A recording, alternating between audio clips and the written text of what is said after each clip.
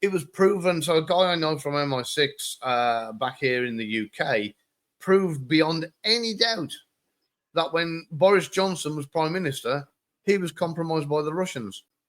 And they went to the Queen at the time and said, what do we do? Can we remove him as Prime Minister? Because we know, without doubt, that he's been compromised by Russian, foreign intelligence agencies.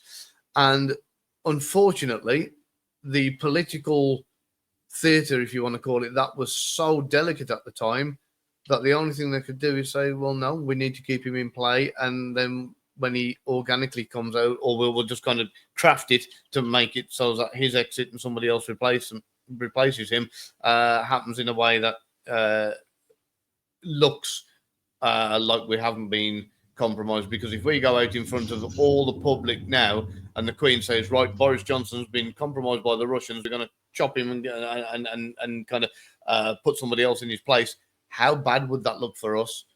Yeah. You know what I mean? It looks like we can't even control our own government, you know. And when you say that, we have a thing here in the States where they're like, that person's an asset of Putin. Well, these are people that have never ran an asset in their lives. And so I'm like, okay, well, first off, if I was going to run somebody and it happened that Donald Trump became president, okay, I'm stoked. But he's the worst kind of source. You're not going to control that guy, especially now that he's president. Not a chance are you in control of that guy.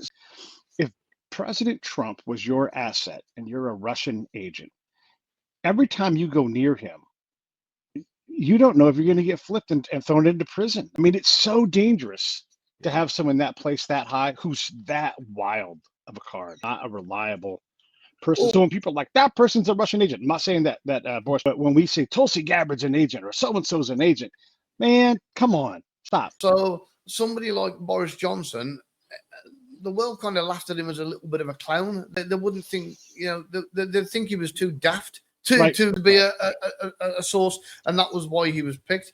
But when you got people who have their wits about them or wild, and like you say, like somebody like Trump, you're not going to control that guy. You know, you're keeping a tiger as a pet. Waste of time.